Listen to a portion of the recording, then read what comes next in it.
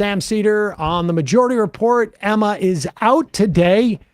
Joining us, Francesca Fiorentini. She is a comedian and host of the Bitchuation Room. You guys still presented on the Prospect page too? They stopped. I mean, good question. I need to follow up about that. But yes, technically we have a partnership. And if you're a patron of the Bitchuation Room, patreon.com/Bitchuation Room, you get like 60% off the American Prospect in like the paper version. Nice.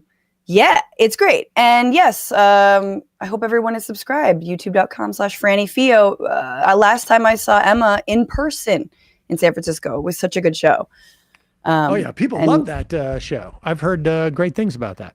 Yeah, it's also live on my channel, so hell yeah. Good to be back.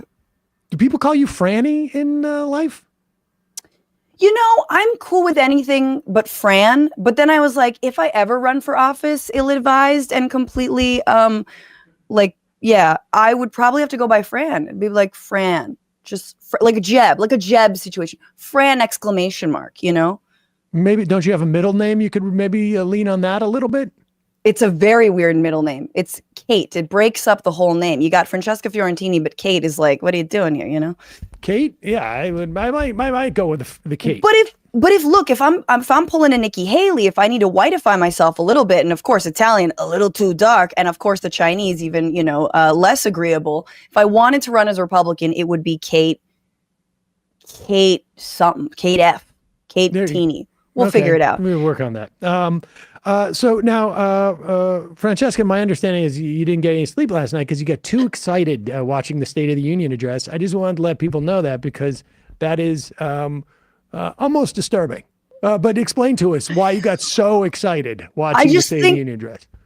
Like some of the adrenaline shot that Biden got also just transferred to me and anyone who was watching. We were just so amped. No, look, I think I instituted a rule that I continually break, which is no politics after 8 p.m. if I need to get to sleep. I can do stand-up after 8. I can like make jokes after 8. But I think during 2020, when I was like getting heart palpitations thinking about Pete Buttigieg, in early primary state, like I was just like, no more politics. So I broke that rule last night, watched the whole thing, and yes, watched the rebuttal. And yeah, man, I don't know. I got the feeling from the State of the Union that it just wasn't for us. Meaning broadly Democratic voters. That this was in no way speaking to the uncommitted vote. This was in no way speaking to people who want the war or the genocide to stop. This was in no way speaking to people who are like, what's your vision, dude? Like, tell us, give us a reason to double down on you. It felt more like what Biden does, which is he Republican whispers. He tries to get the middle of the road people. He tries to, gotcha on the GOP side of the room when they're never going to give him a win. They'll never meet him halfway. They don't care, which was disappointing. I'll agree with like 70% of what you said. I think that like definitely not for us, but I mean, I wouldn't have watched that if it wasn't what I did. Right. No, exactly. I mean, like I wouldn't have watched it if and I got my daughter actually who's in town, because it was my son's birthday and she sat down and watched it. She was a little bit inebriated, I think. It's college students, they come in and they're just like, I'm like, are you okay? Yeah, no, just a little tired. Really? Okay. Sure. Your eyes are really red. Yeah, really. No, you got allergies? Oh, okay. But she's just like, can't believe just that someone that old and so much older than her is running the country. But I don't think like uncommitted voters, for instance, people who are activists, who are engaged in this, they're not going to watch this. They know there's no like big policy surprise. He's not going to come out and say, I'm going to do anything. And I think there was like, he did reiterate calls through the speech for stuff that didn't get passed in Build Back Better. Yeah. There was no,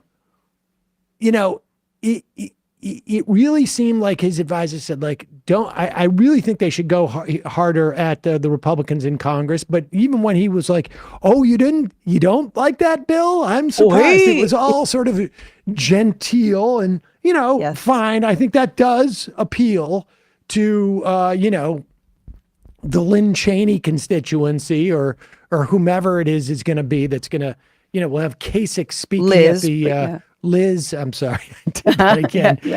Someone has to remind you. Yeah, thank you. And but I will say this, that this moment. Well, there were two moments. I think that like the Sean Fain moment, like the let's play the Sean Fain moment. I think this moment was pretty good for, again, this is maybe those Republican voters who are labor in there. I mean, the whole attitude towards labor in this country, I feel like, has changed to a certain extent. You don't hear the anti-union talk that was thrown around like you did 5-10 years ago. Sure. Except, of course, from like people who are really have a vested interest. But you don't hear the casual sort of like anti-unionism from Republicans that you used to hear. And here's Biden calling out Sean Fain.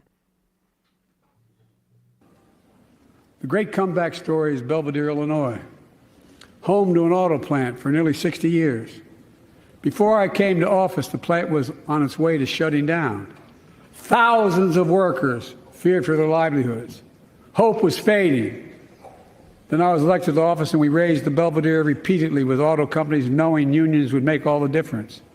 The UAW worked like hell to keep the plant open and get these jobs back, and together we succeeded. Instead of auto factories shutting down, auto factories reopening, a new state-of-the-art battery factories being built to power those cars there at the same.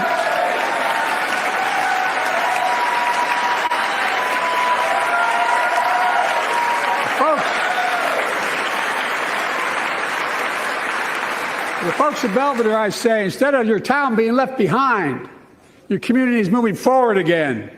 Because instead of watching auto jobs in the future go overseas, 4,000 union jobs with higher wages are building the future in Belvedere right here in America.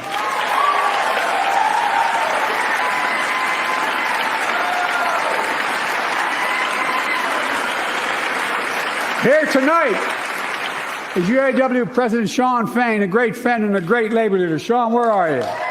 Stand up. Oh, we wish you were running.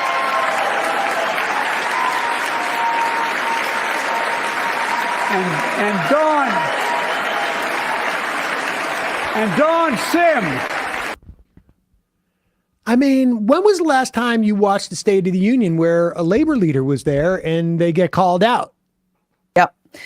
I mean, that's, I think, thanks to Sean Fain and the militancy of his leadership and the UAW, not thanks to Joe Biden. I mean, Sean's doing him a massive solid, obviously, to endorse the Biden candidacy again, but then also just being there and like raising a fist and everything. Like, so yeah, it's not Biden's doing. It's a little bit Biden's doing, but also like, what is his plan to pass the PRO Act? What's his plan to raise the minimum wage? What's his plan to actually make it easier to, to help like meet labor halfway in the way that he can? He hasn't laid that out, which is again why I felt everything was so aspirational, but not very concrete. But anyway, yes, it's very cool. Sean Fain was there, and I think speaks to the power that labor can leverage and should be leveraging in the future. I hope Sean Fain makes a run at the White House. I'm not even kidding. I wouldn't be surprised down the road. I think, but he's certainly laying the groundwork for 2028 to be a great year for labor. And it helps labor for Fain to be there. It certainly helps Biden for Fain to be there. I mean, there is a mutuality. I mean, it did help when Biden went down and, walked the picket line with them and gave, Sean Fain essentially whatever it was, 2-3 minutes of unencumbered time on network television to speak to striking workers. I mean, this stuff has some relevance. And I think in that respect, he covered all of the bases there. I went through with Ryan Grimm on how he failed in terms of like from a policy standpoint on Israel and Gaza, and certainly in immigration is a real problem, calling people illegals. But and not saying abortion, right? You say it illegal, didn't say abortion. Ooh, so close. But his ideas aren't ancient, Sam, as he continually said. My ideas aren't ancient. No, I think they are. The fact that you can't say abortion and are still saying illegals, and somehow, Golda Meir gave you the picnic of a lifetime, and you're still like, pining away for the days when Israel wasn't like completely genocidal. Yeah, your ideas are ancient. Here's what I'll say about the labor stuff. He could have gone harder. And he's still living in a fantasy world that the Democrats are, texting us every day. This is the end of democracy. Biden didn't really talk about that. He didn't really talk about what's at stake in November. And he also didn't, using labor, give us an insight into how we should be viewing the idea of free trade or fair trade, global competition, shoring up our own workforce. Like, he wasn't able to offer a counter narrative to Trump's basically we all have to work for crumbs and give as many tax breaks to the wealthy as we can. Otherwise, China's going to take all of our workers, right? I feel like he didn't circle that. Hit the tax thing in a big way. Sure. I think in a way that for me is also though anachronistic. The idea that we're going to fund things with taxes. Okay, great. That's just, I understand that's sort of like the classic center of the road Democratic response to everything is we need to fund tax billionaires and this and that. But he's not going into sort of like wealth inequality. Right. But I don't know that you're gonna you're gonna get that in a state of the union. And this guy is, this is, I really think if this election, if he can make it across the finish line, both like physically and also, the defeat, Trump, that on that day, it will be the end of an era of Democratic leadership is going to begin. That is the beginning of the end of that era of Democratic leadership. And I can't. If he's reelected? Yes, if he's reelected. And I think obviously if he loses, if he loses, it will be as well, but in a much more problematic way. 100%. And I am not an accelerationist. Don't believe that, that Trump winning would help, but my God, it would feel like a nail in the coffin to this middle of the road BS we've been huffing for so long. If Trump, somehow beat Biden, don't want that to happen, would never advise anyone for that, to make that happen. But elevating the Hakeem Jeffries and Kamala Harris is coming in Biden's wake. It's just like, great. I'm so glad. Maybe there'll be hairs to the left on Israel, of course. I think everybody will be to the left of Sure. Israel of Joe Biden. I don't think there's a single Democrat in the country who isn't to the left of Joe Biden on Israel. Even the ones that are 100% funded by AIPAC at this point would realize like the political pressures on them alone would change their decision. I still contend if we have Donald Trump for 4 years after this, we're not, the Democrat that gets elected in 2028, let's say, if there is one, is Nikki Haley. will be, honestly, if we have Trump, the Democrat we get elected will be to the right of the one that will get elected if we have Biden. That is my sense, just because of the nature of what happens when you have someone that horrible. But here is one moment where I was like, this is the first time I've seen Biden, and because I think, and I'm comparing this to his press conference from a couple of weeks ago. Which one? The one where he came out to talk. Over the top. Yeah. Exactly. I've seen that move. That's like my stepdad. Like the way he's like trying to find the page, and you're just like, oh, buddy, it's okay. but just even the existence of that press conference on a Thursday night in prime time, responding to a report that no one, I mean, I knew that it was coming out, but no one cared about that report. No one cared about that report. And he highlighted it when he could have had that press conference at 10 a.m. on Friday on a weekend, on Super Bowl weekend, which is like, that's like a gift from God. Like, oh, this report's going to drop the day before the Super Bowl. A natural, a natural news burial for him. Was right exactly. But that press conference had the sense of like, when maybe, and I'm not thinking of anybody in specifically, but let's say when maybe you tell someone who is that age, hey, I know you're driving down to New York, but maybe you shouldn't do it at night because you have trouble driving. And they say, I know what you're talking about. Well, what about that dent in the back of the car? Parking spaces are getting more narrow now. That's the problem. The parking spaces are more narrow. And this is the first time, though. No, my favorite is what they say. They say, I've been driving for 50 years. And you're like, yeah, it's time to stop. But that's always like, and I've never gotten to an accident. Well, that was my fault. Anyway, continue. Joe Biden's been driving for 65 years. Yeah, exactly. But with that said, and maybe actually back then, the driving age was like, hey, if you're 10, we got a couple of wooden blocks we can tie to the accelerator. But this is the first time I've seen Joe Biden realize that he cannot pretend that he's not 81 years old, and he's going to have to address it. And he started the speech by quoting Reagan, and this was also sort of like the only smart, one of the better moves that Ronald Reagan had was when he was running for re-election, or maybe it was election the first time, and he was really old at that time, 69, incidentally. Ooh, nice. He said, I've heard a lot of talk about my age, and I will not hold it against my opponent, his youth and inexperience. That was the end of the old talk about Ronald Reagan at that time. Here is Biden that at least acknowledges it and tries to sort of jujitsu it.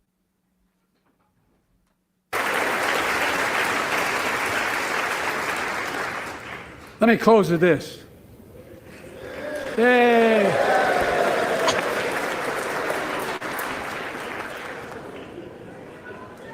I know you don't want to hear any more, Lindsay, but I got to say a few more things.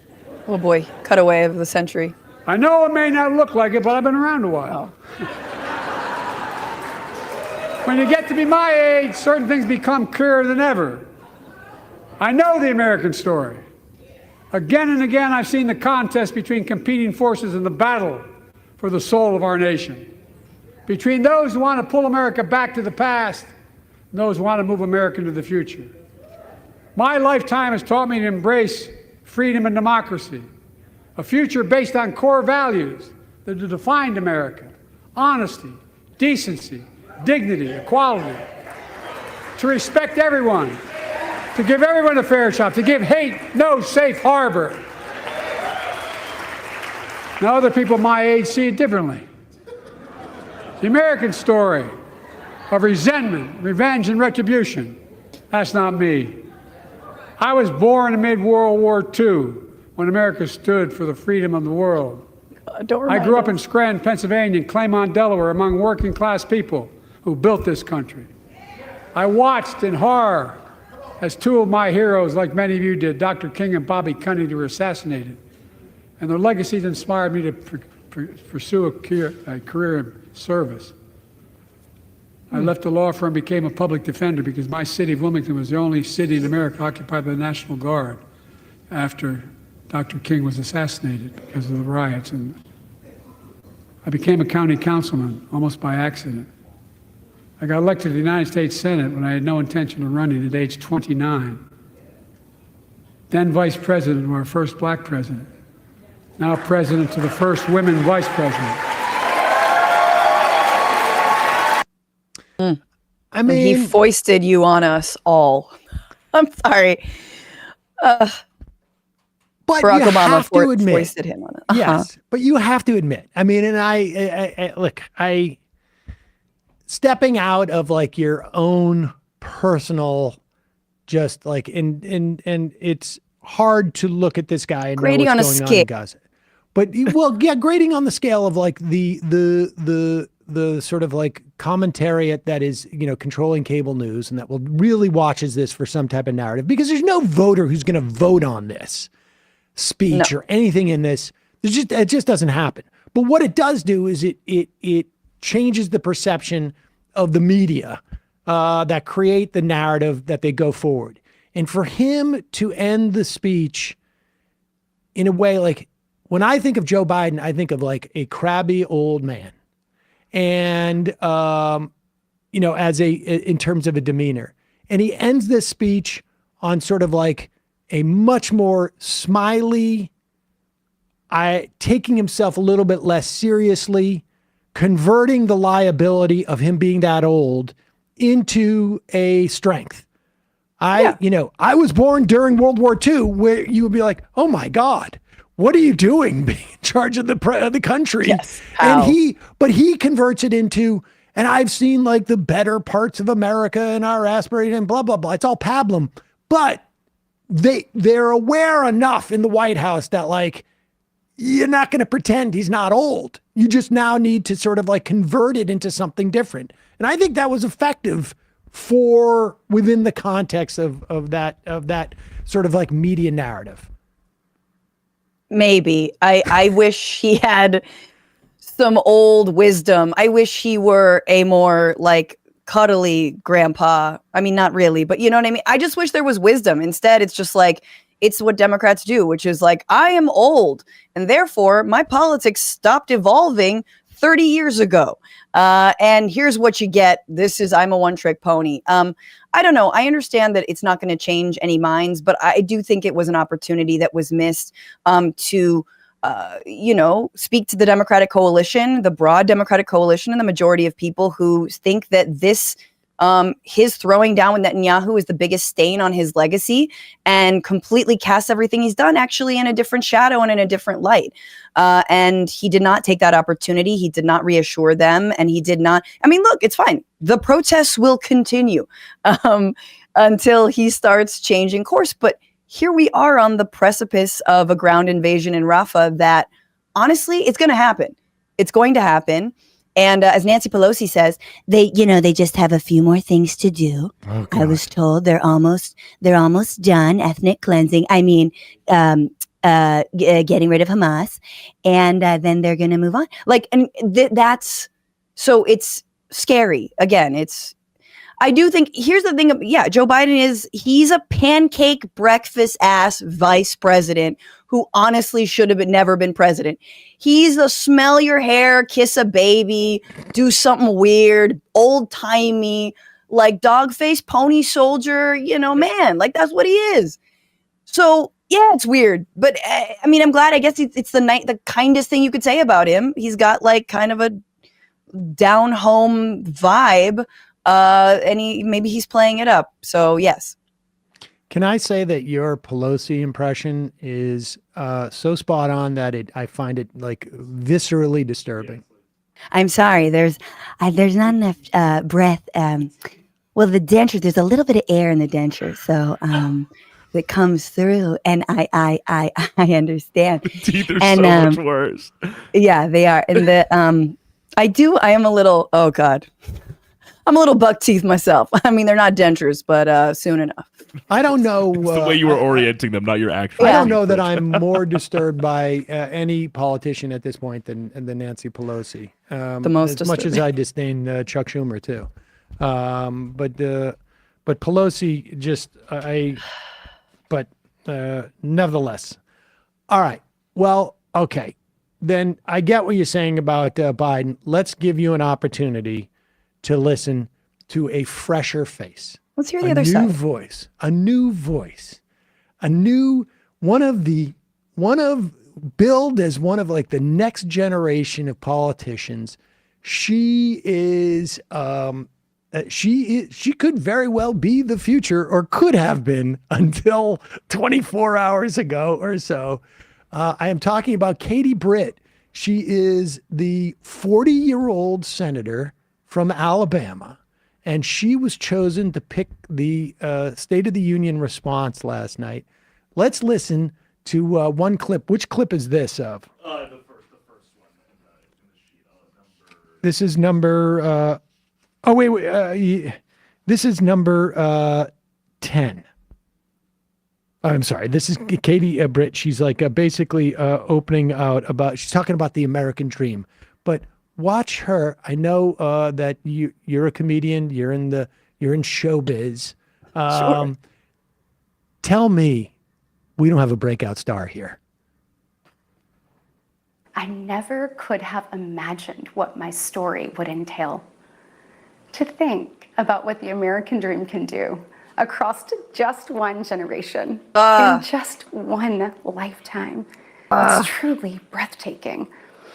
But right now, the American dream has turned into a nightmare for so many families.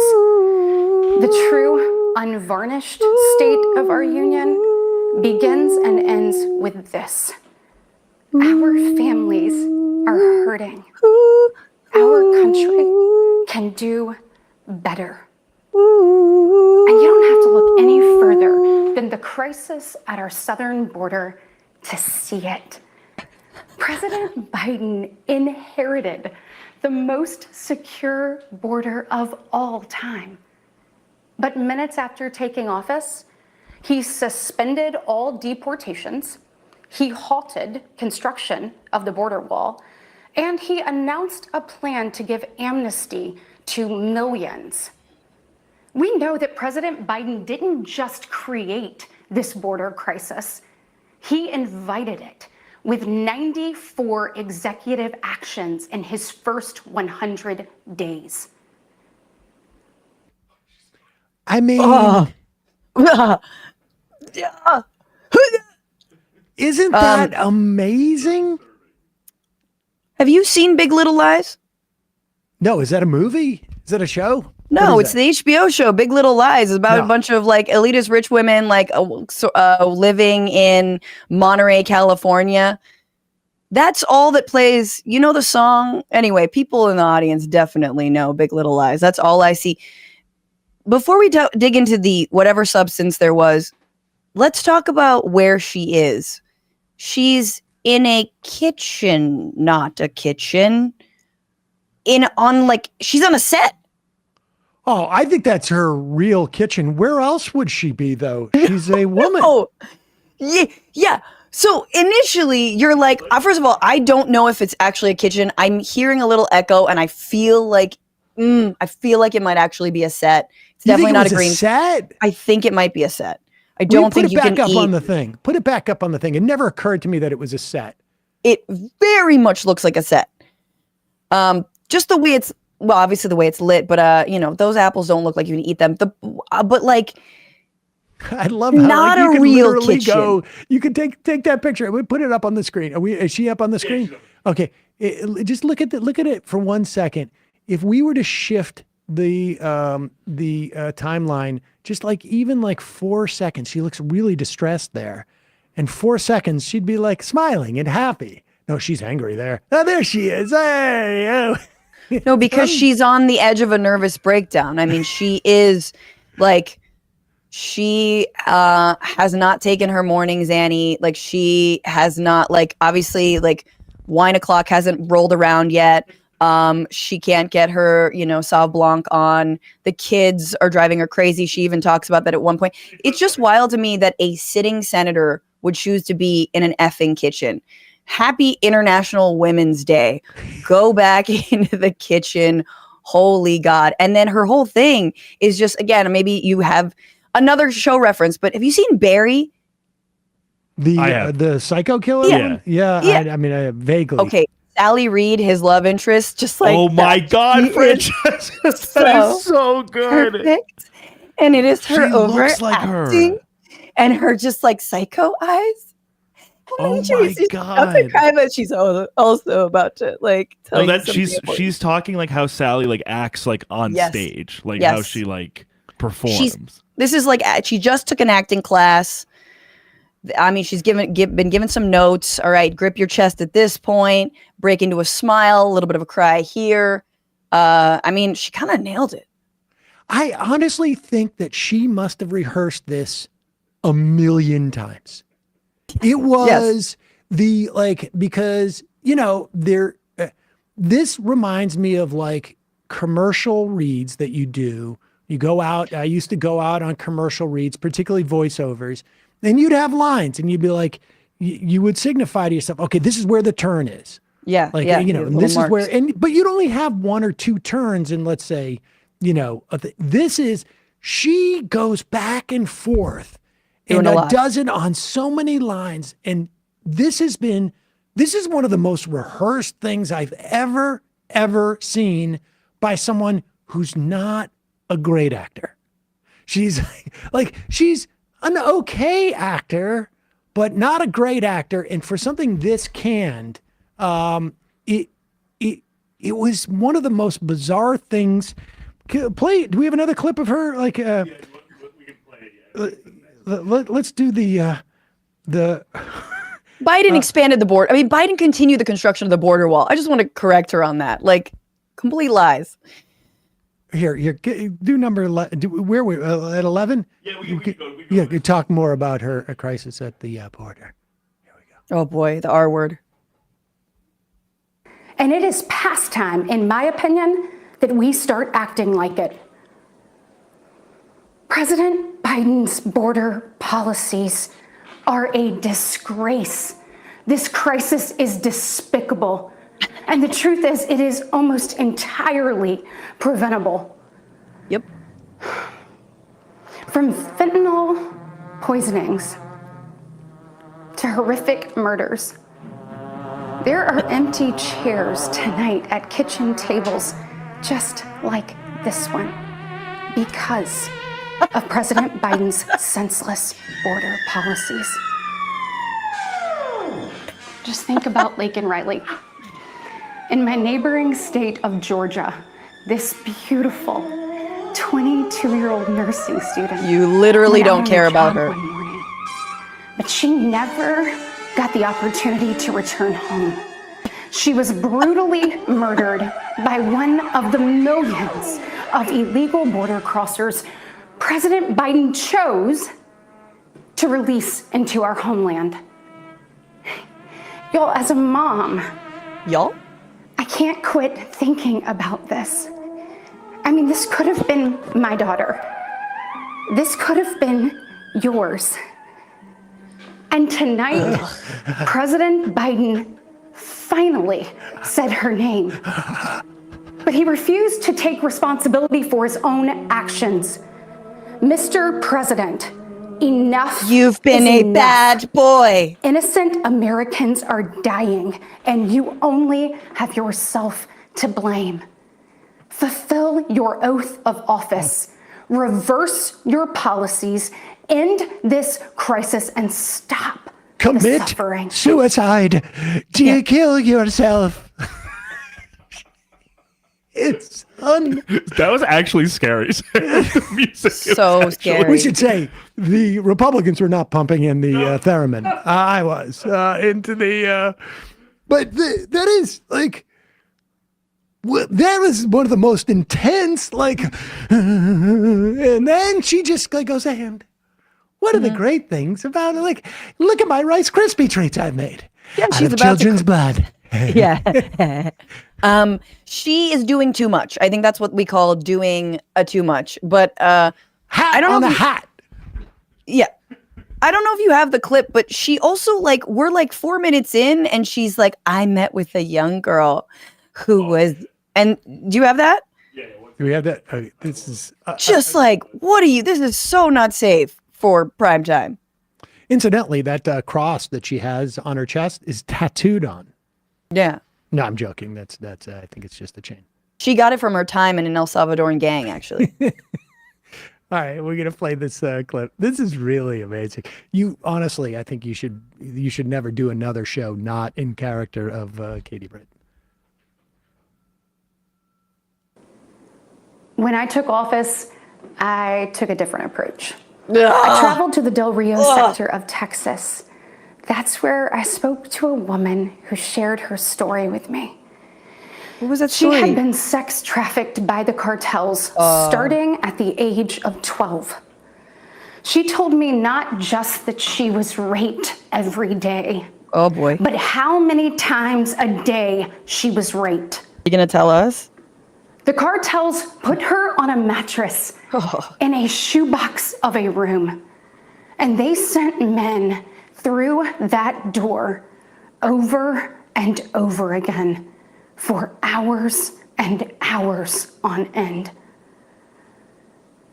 We wouldn't be okay with this happening in a third world country. This is the United States of America, and it is past time, in my opinion, that we start acting like it. President Biden. I mean, Like your rebuttal. Men came in over and over again on her mattress, and you're just like, what is this? Like, I'm not saying the story didn't happen, but like, what are you doing? And the same thing, these Republicans, they're so obsessed with like anything sexual, anything to do with minors. They really like, and it's like they love to say on national television, like things like anal sex or rape, right? Like all that. You're just like, oh God, now you've put these images in my head. But anyway, it's a beautiful vision. well, I also like was just struck by like that, like this wouldn't even happen in a third world country. Like as if like we're okay with a certain amount of rape happening in third world countries. And incidentally, I mean, if something like this was to happen in a third world country, God forbid we ever allow any of those victims to come to this country for relief or to escape situations that might be like that, like going on. God forbid we ever do something like this. God forbid you actually get to the root of the problem. I mean, she's saying it's preventable. It is preventable. So there's a reason that it costs a lot of money to get over the border. There's a reason that people are trafficked. There is a reason that people are aggressed upon. It is because the border is militarized. It is because the CBP is trying to be as tough and relentless as the cartels. It's because there are vigilantes pouring out water that's left for them for border crossers and for migrants seeking a better life. It's because we don't have actually a more fluid and open border that coyotes can charge that amount of money and can aggress on people. It's because we don't protect people at the border. That is why and how they're trafficked. But they don't care about that. And when I say they, Democrats don't care about that either. Democrats' solution, as we've seen, are just, hey, let's try to be as bad as MS-13. And those victims of trafficking cannot go to the authorities in this country that she's talking about because they will be deported. Yes. I mean, that's how they get, in part, I mean, obviously I'm not speaking about, but that's how other workers too, get disempowered by essentially making them immediately deported. I mean, it really is stunning. But she really did want to tell that story. Apparently. She really did. It's a heartwarming story from her kitchen table. Here is Katie Britt, also speaking about Miss Britt, talking about what she is concerned about in the State of the Union. Here, just play number 13 because understand she's talking to other mothers.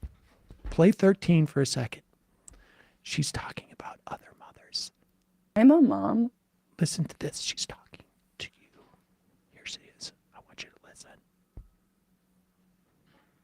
Oh God, into that this face, world. just the smile. Wesley and I believe there is no greater blessing in life than our children. And that's why tonight, I want to make a direct appeal to the parents out there, and in particular, to my fellow moms. Gross. Many of whom I know will be up, tossing Worst and turning play date at ever. 2 a.m., wondering how you're going to be in 3 places at once and then somehow still get dinner on the table. When your husband comes home from First of all, screwing another we woman. see you. we hear you, and we stand with you. I know you're frustrated. I know you're probably This is just- disgusted Okay, by let's stop most right of there what because you we want to listen. Francesca, as a mother, I know that you're, as a mother, I know that you're frustrated. I know that. You know what's amazing is like, wait a second, who's being the senator? Who like what's going on here? What isn't her husband helping out, or is that like she doesn't have enough on her plate because she's in the Senate? Like what's happening at that household? She undoubtedly relies on someone who is undocumented or was undocumented to raise her 3 children. Come on. This She has and to it's commute also, to work between Alabama and Washington, D.C. Like, I mean, How are you going to get dinner? we have a white it's so disgusting. Also, she's from Alabama. I want to speak to all the moms out there, all the people who want to be parents out there. Yeah, what about the people whose IVF treatments are in peril right now because of anti-abortion laws? Some legislation. If it's meant Some to be. legislation. You can still go to jail if you get an abortion, but we just signed some legislation. I just want to talk about PB&Js with the crust cut off right now, because that's what's most important for my little Wesley. Also, I just want to make it clear that clip we played is from after in the same speech where she was talking about the rape. Correct. I just want to make this clear. Like, yeah, that was 4 minutes in the rape part, and this is 15 minutes. we could have like had these clips that danced around to make it seem like she was sort of like, No, she opened with schizophrenic Aren't. in a sort of like in a vernacular way, like schizophrenic and like in terms of her emotional roller coaster. But there's no way that we could have assembled clips in such a way that would have been more sort of like bipolar, if you will. Not necessarily. I'm not talking the get it, we emotional get it. problem, but I'm talking about like then the actual speech. Now we will go back in a little bit. Let's just do this because one of the things as a mother, I'm sure you understand, Francesca, even though your child can't hold a phone or could barely hold a phone, it's TikTok. So listen to this. soldiers and 2 Navy SEALs.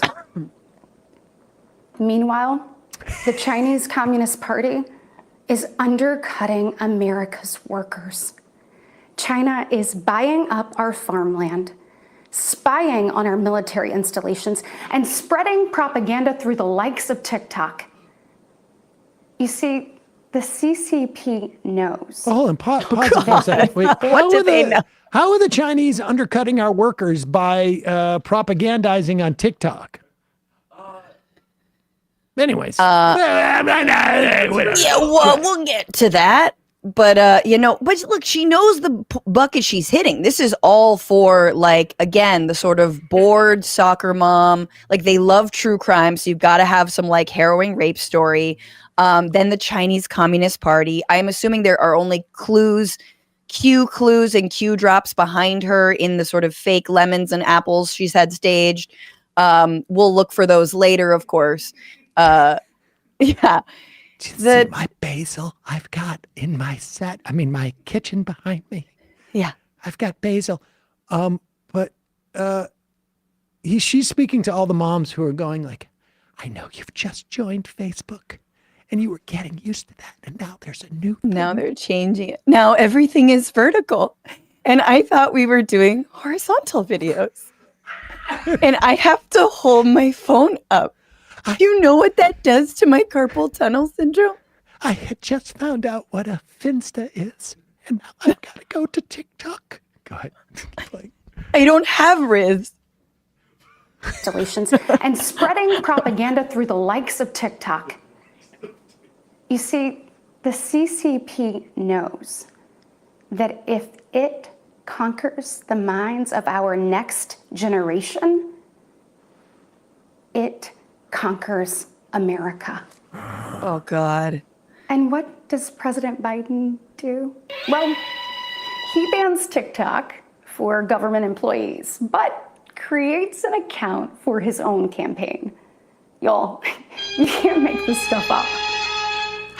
Look, we all. No, pause it for 1 second. I know we didn't make this up. I mean, he actually did have. And that's a good point. Like, that's a pretty good point. But if you were afraid that the Chinese were pushing anti-American propaganda on TikTok, wouldn't the best thing to do, or one of the things you would do, is we're going to put on some pro-propaganda on TikTok. Like, I'm going to fight back on it by going on TikTok. Yeah. TikTok, incidentally, this week, I think was doing push notifications to get their users to call their senators and congresspeople, which is actually brilliant. Like, I'm like, great. I'm glad that the CCP runs TikTok, which it absolutely does not. But there were like screens that were like, hey, call your senator to get them to not ban TikTok. And you could just click a button and it would go through. I'm like, man, if only we could own these platforms. We could, that's beautiful. That would be a great thing to do, actually. It'll be interesting to see how many calls they get. Yeah, because the House Energy and Commerce Committee voted 50-0 to this bill to ban TikTok all nationwide. So he was like, call your reps, call your prayer. They got deluged with calls from teens. Good. It was teens and 65-year-olds being like, I only use TikTok, please don't. But this is the Republican Party platform. I mean, and Democrat, I guess, is like, we want to ban two things, TikTok and sex for pleasure. Right. Any young people want to vote for us? Like, what are you doing? Please take away my primary vessel of entertainment and also say that sex is bad. Yep. All right. Let's take this moment to look at two right-wing luminaries and their perspective on how Katie Britt did in her rebuttal.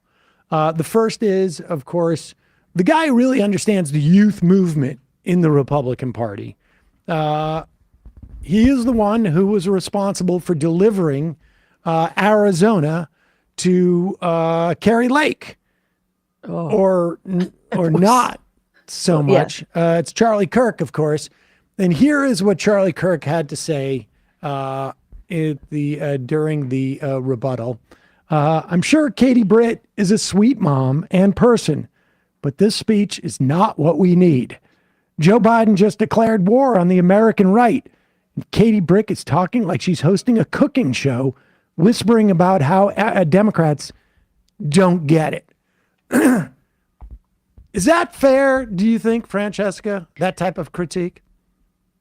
No, I actually think that, honestly, it was really creepy, but I do think that Katie Britt's rebuttal is speaking to exactly who the Republicans want to speak to, which is women who are thinking of not voting in November for Donald Trump because they don't want, things like a federal abortion ban. They're thinking of maybe breaking with their husbands and how they usually tell them to vote, and they want them to get involved in their PTA meetings and find a local Proud Boys group, start Moms for Liberty without all the sex scandals, and continue to ban books. I don't know. I think it doesn't speak to any issues that matter to real people. But again, you're talking about Republican voters. How much are their feet on the ground about real issues that are affecting them? Well, I think that you agree with the other Republican luminary, Tommy Tuberville, who, according to Igor Bobik, had this to say.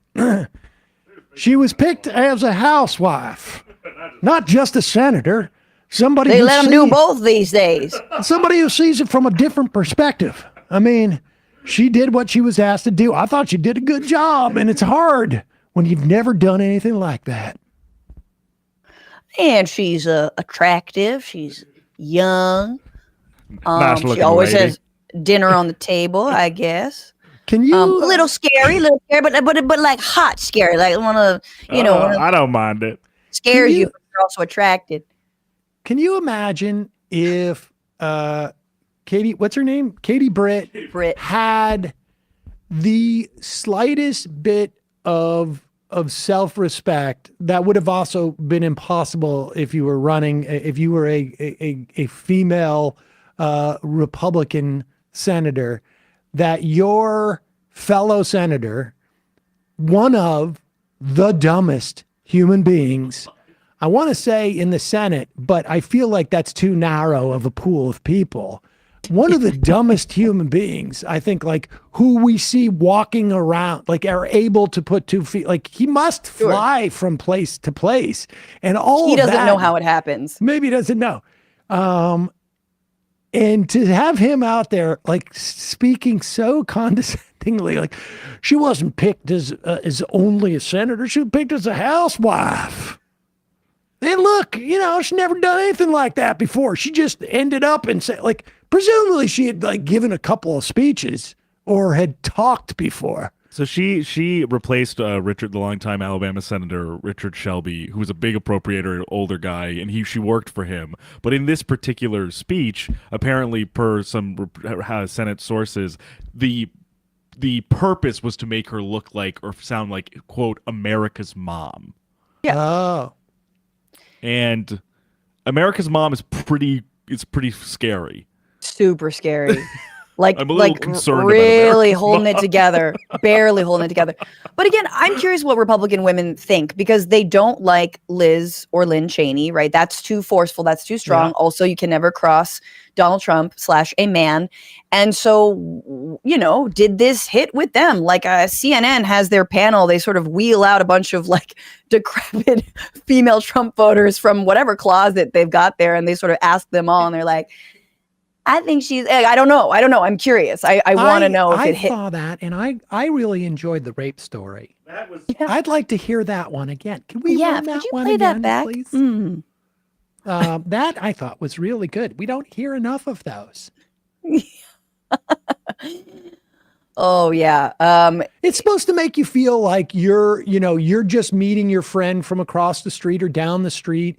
And, you go across the street, you sit down at the kitchen table, you let's talk a little bit more about the rape story. And then And all the he Chinese was like, and the "That's so TikToks. Gemini of you," but also the CCP's a Gemini. Like that's it's scary because it's like this actually would work on some people. And here's what I will say about her performance, just as from a performer level, she went all in. And you gotta sell it.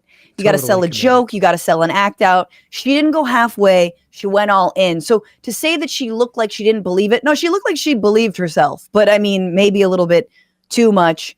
Again, maybe doing a little too much. But I just want to know, like, what is her husband doing? She's off being a senator, and this dude's not mouthing in the charge words of, like, I'm as staying up at she's night. saying. I'm staying up at night. I'm actually not thinking about what we're going to do in the Senate, but I'm worried about what I'm going to feed the kids tomorrow because my husband, he just sits in his man cave. He doesn't come out of the man cave. I just put a little bit of onions, a little bit of oil and onions, so the smell of onions just wafts through the house. And so then when he comes home, he knows something's cooking, even though there's nothing cooking. But then I don't get hit. That's actually what women in the 50s used to do, apparently. Yeah. Also, it's weird because she doesn't actually have like a Southern accent. She doesn't have an Alabama accent, which actually annoys me. I don't know why, but that pisses me off a little bit. And then she brings out her y'all occasionally. I didn't pick up on that, I guess, because she's America's mom, not just Alabama's mom. That's right. So creepy. her husband Wesley Britt was a former offensive tackle for the New England Patriots. Oh, sure. Oh, So yeah. God, Bradley, why you gotta ruin my day? I apologize. Oh, right. Patriots. I was like putting it together. New And England? I don't tell him what to do. He tells me what to do. So, I know my place. I mean, it is amazing. It is like, honestly, it is, at what point are Republican lawmakers going to realize that if I say yes to doing the response to the State of the Union address, I am ending my career? Do you remember Bobby Jindal? Do you remember like when Marco Rubio was considered? Wait, did Jindal give the response? Oh yeah. Did you not know that? I forgot. Oh no, yeah, Bobby Jindal. He was going to be the next rising star in the Republican Party, and he came out and did the response. Barack Obama's, maybe it was 2008. It was 2008 or 2000. I think it was 2008. 2009. It wouldn't have been 2009. Yeah, it would have been 2009 or 10 probably. Yeah. 2010. Mm-hmm. And Jindal came out, and that was it. He was gone forever, ever. And Marco Rubio was considered a rising star in the Republican Party. And when he did his, that's where Donald Trump got the whole water thing from, when he couldn't drink water. It is really amazing. Yeah. Well, but Huckabee Sanders, Sarah's still going strong.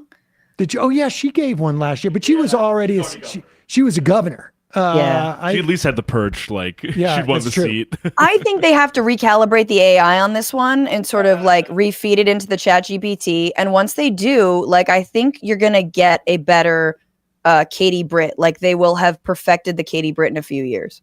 That was amazing. That really was awesome.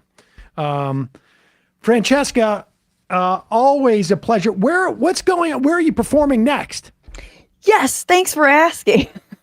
I'm going to be with Matt Lieb, my husband, at the Sacramento Punchline. The March 17th. The Bad Hasbara podcast. That's right, the Bad Hasbara podcast host. And we're going to be... Hasbara? How did you Hasbara. All right. But, I usually defer to you to know how to pronounce things. I definitely know how to pronounce things, just not necessarily correctly.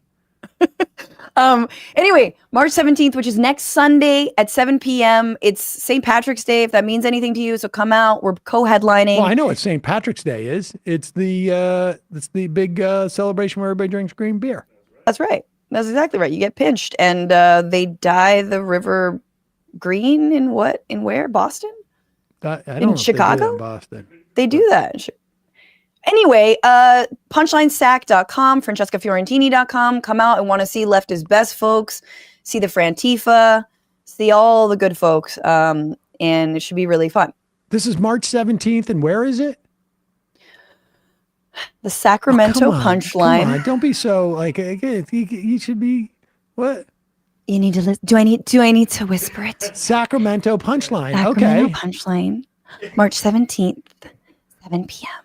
And I know what you're thinking. You're thinking, do they have Guinness? And I think they do.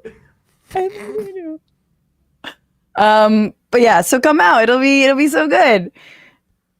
Next time you're gonna come on, I'm gonna actually ask you to start happy, then go to tragic very quickly, then go to super creepy, back to happy, back to creepy, back to happy. Yeah, you just have to give a little. It'll be the color cues or something, and I will do it. Yeah, a little dial. Like this type of thing. I was about to come in to my kitchen. If my kitchen looked half as nice as that set, I would have gone live for my kitchen. It does not. You should have done it from your kitchen today. You should do your whole show from your kitchen and be America's mom. Yeah, why not? America's mom is tired. America's mom is tired of all this. America's mom is in Sacramento next Sunday. Come see me. Thank you so much for having me. Good to see you. And good to see you too.